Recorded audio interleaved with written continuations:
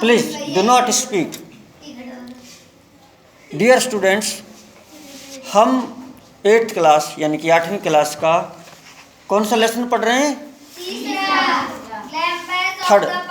Third lesson हम पढ़ रहे हैं और काफ़ी कुछ हम पढ़ चुके हैं। इसका दूसरा भाग है ये ग्लिम्पसेस ऑफ द पास्ट, अतीत की झलकियाँ, जिसमें बताया जाएगा कि किस तरह से भारत देश अंग्रेज़ों का गुलाम हुआ और फिर किस तरह से 1857 में क्रांति हुई, जो एक भारत ने अंग्रेज़ों के खिलाफ लड़ाई लड़ी और उसमें हमको काफ़ी हद तक हार मिली। क्यों मिली ये बताया जाएगा। आज हम इसमें पढ़ रहे हैं, तारीख आज 23/10/2021 है और मैं हूँ आपका दोस्त मुख्तियार सिंह करनावल, MIA अलवर राजस्थान। चैनल को सब्सक्राइब करना अगर अच्छा लगे तो। राममोहन रॉय यानी कि राजा राममोहन रॉय, जिनका जन्म 1772 में और 1833 में इनकी मृत्यु हुई। Rammohan Roy, a learned man from Bengal, understood what was wrong with the country. Rammohan Roy जो था वो बंगाल का एक बुद्धिजीवी था। बुद्धिजीवी का मतलब पढ़ा लिखा, विद्वान, लर्नड। और उसने इस चीज़ को समझा कि देश में क्या गलत हो रहा है, अंग्रेज क्या गलत कर रहे हैं। राम मोहन रॉय, लर्नड मैन, एक विद्वान आदमी। लर्न का मतलब सीखना होता है, सीखना, और जो सीखा हुआ विद्वान आदमी, फ्रॉम बंगाल, पश्चिम बंगाल जो राज्य है वहाँ से। अंडरस्टूड, वो समझा, what was wrong with the country, कि देश के साथ क्या गलत था। Let us not despise ourselves, our ancient culture is great. हम खुद से नफरत न करें, हमारी प्राचीन संस्कृति महान है।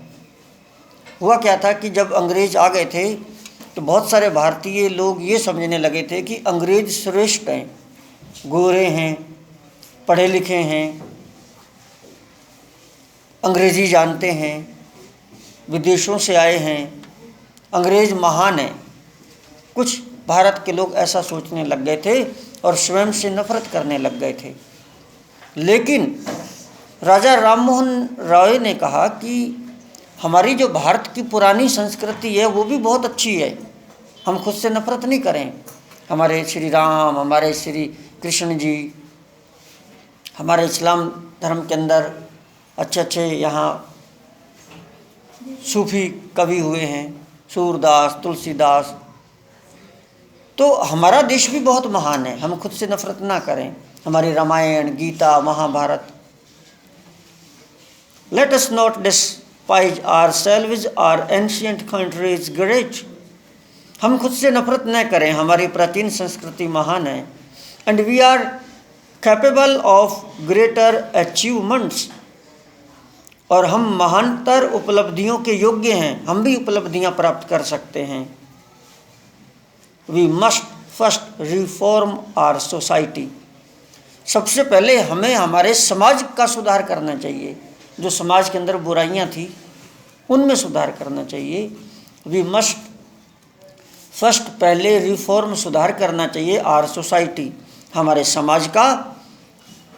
Superstitions have been ruining us, और अंधविश्वास हमें नष्ट कर रहे हैं।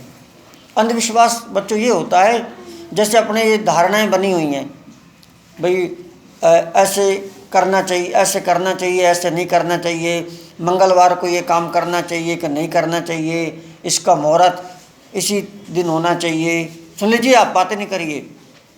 अंधविश्वास जैसे भी भूत होता है, या कई बार अपने, देखो बुरा मत मानना, अब बहुत सारे अपने धर्म में ऐसी चीज़ें होती हैं जिसको अपन मानते हैं, लेकिन कई लोग मानते हैं ये चीज़ें गलत हैं। जैसे अपने मुंडन कराना है ना, तो या कोई और चीज़ें, अभी इससे ये हो जाता है, बिल्ली रास्ता काट गई तो ये गलत होता है, अब उसमें बिल्ली रास्ता काट गई तब हवन पूजन कराओ। तो ये ऐसी जो बातें जो बनी हुई हैं इनको अंधविश्वास बोला जाता है। इनका कोई साइंटिफिक वैज्ञानिक अधिकार नहीं है, ऐसे ही बस अंधेरे में चल रही हैं। तो जैसे भाई औरतों को वहाँ नहीं जाना चाहिए, औरतों को वहाँ नहीं जाना चाहिए, ये अंधविश्वास की बातें हैं। तो राजा राममोहन राय ने बताया कि हमें अंधविश्वास पर विश्वास नहीं करना चाहिए, क्योंकि भारतीय लोग बहुत ज़्यादा विश्वास करते थे। भारतीय लोग मानते थे कि धरती को एक बैल ने सींग पर उठा रखा है, जब वह थक जाता है तो वो दूसरे सींग पर रखता है तो वो धरती हिलती है, भूकंप आता है। तो ऐसे कई अंधविश्वास की धारणाएं बनी हुई थी। यस, तो उन्होंने बहुत अच्छी बात बताई कि वी सुपरस्टिशंस यानी कि अंधविश्वास हैव बीन रूइनिंग अस, हमको बर्बाद कर रहा है। He told us his wife Uma, उन्होंने अपनी पत्नी उमा को बताया। राजा राममोहन राय की पत्नी का क्या नाम था? उमा। अच्छा, उमा से उसने क्या कहा? Cows are of different colours but the colour of their milk is the same, कि गायें अनेक रंगों की होती हैं। Cows are of different colours, गायों के अलग अलग रंग होते हैं। लाल गाय होती है, काली गाय होती है, सफ़ेद गाय होती है, but the colour of their milk is the same, लेकिन उनके जो मिल्क यानी कि जो दूध का रंग है वो सबका सफ़ेद है। Different teachers have different opinions but the essence of every religion is the same.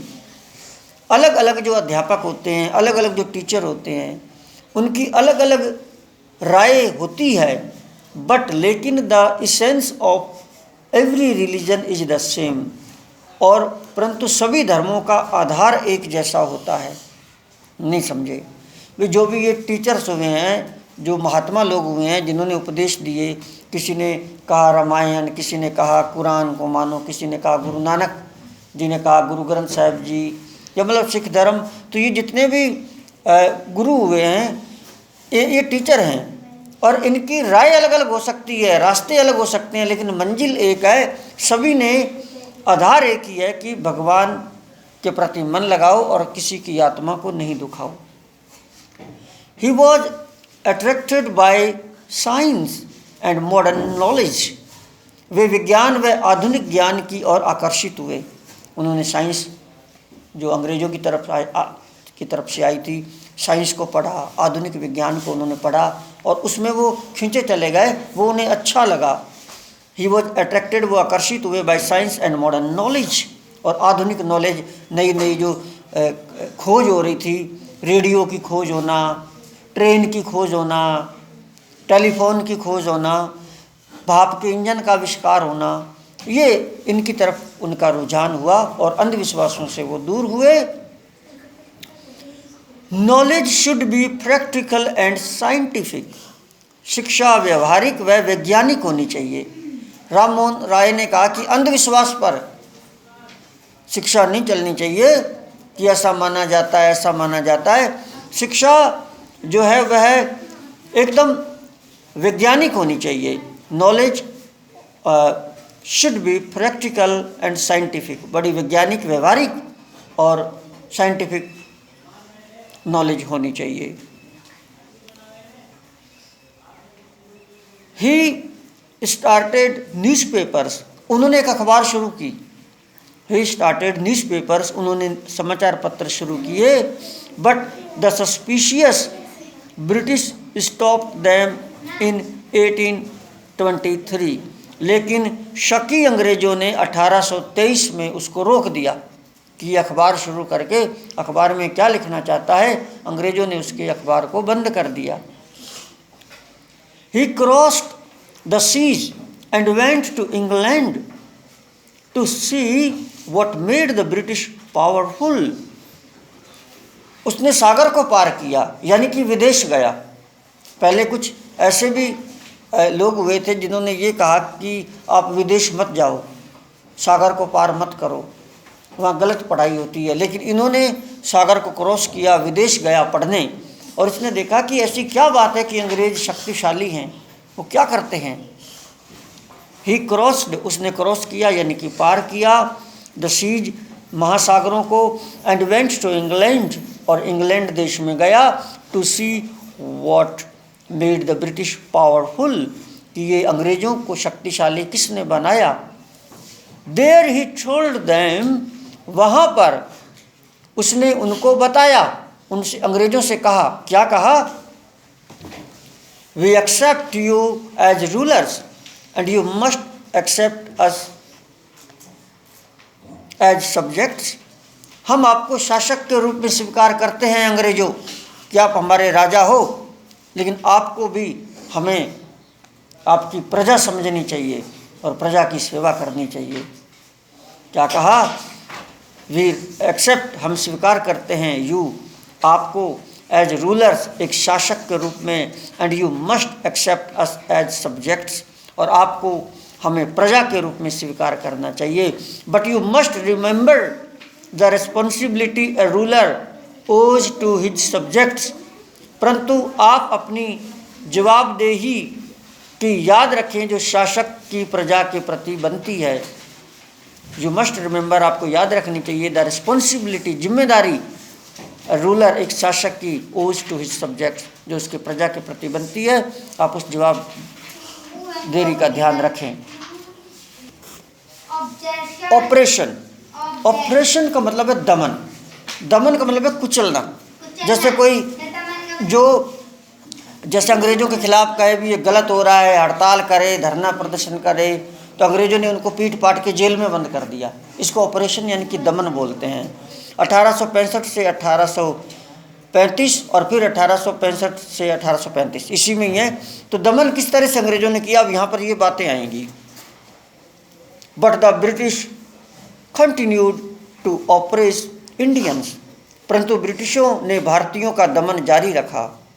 इन 1818 सन 1818 में दे हैड पास्ड रेगुलेशन 3, उन्होंने रेगुलेशन 3 को पास किया, एक नए कानून को पास किया अंग्रेजों ने। अंडर इट, इसके अंतर्गत, an Indian could be gelled without trial in a court, बिना किसी अदालत में मुकदमा चलाए एक भारतीय को जेल में डाल दिया जाएगा।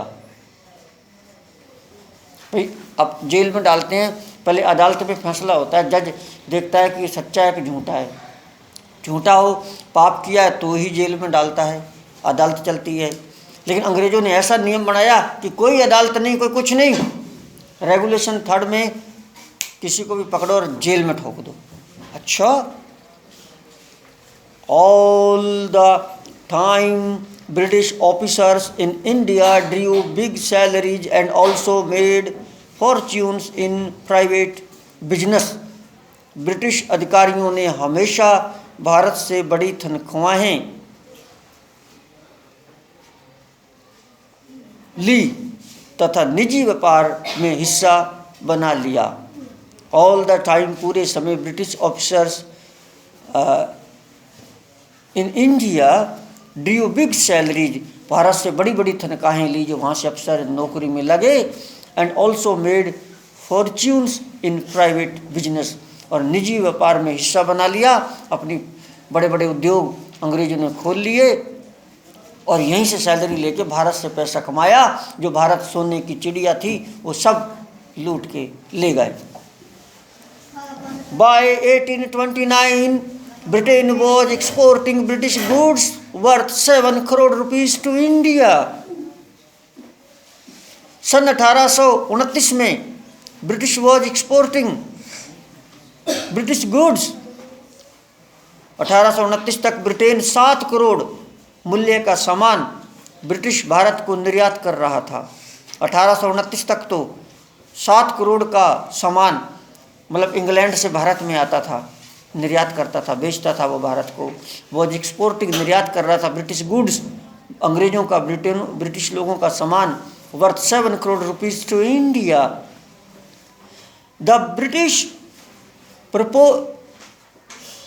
prospered on the company's loot while Indian industries began to die. British कंपनियों को लूट कर समृद्ध हो गए। अंग्रेज तो कंपनियों को लूट लूट के पैसे वाले बन गए, जबकि भारतीय उद्योग मरने शुरू हो गए। जो भारत के उद्योग थे वो मर गए। अब भारत के उद्योग क्या थे मैं आपको बताऊंगा। द ब्रिटिश प्रोस्पर्ड, ब्रिटिश जो वह है वो समृद्ध हो गए on the companies loot, company के द्वारा लूट से। While Indian industries begin to die, और भारतीय जो छोटी मोटी कंपनियां थी, फैक्ट्रियां थी, वो मरने लग गई। अच्छा, भारतीय कंपनियां कौन सी थी? जैसे ये कपड़े बुनना, चरखा चला के कपड़े बनाना, या वैसे कपड़े बुनना, छोटी मोटी फैक्ट्रियां भी थी, ये सब बंद हो गई। Governor general Bentinck reported back home, governor general जो बेंटिक था ने घर वापस जाकर कहा, वो घर चला गया इंग्लैंड, और उसने क्या कहा? The bones of cotton weavers are bleaching the plains of India, कपास बुनकरों की हड्डियां भारत के मैदानी क्षेत्रों में निखार रही हैं। जो कपास बुनने वाले थे, भारत में बुनते थे, उनकी हड्डियां, the bones of cotton weavers are bleaching the plains of India, वह भारत के मैदानी क्षेत्रों को निखार रही हैं कि वो कपास बुनते हैं, और कपास बुनने के बाद ही कपड़ा बनता है, वो मैदानी क्षेत्रों को निखार रही हैं। तो विद्यार्थियों, आज के लिए बस इतना ही, और थैंक यू सो मच। कक्षा 8। हाँ, तो मुझे बताइए आपको ये लेसन कैसा लग रहा है बच्चों? बहुत अच्छा। सच कह रहे हो कि झूठ? सच। Thank you so much.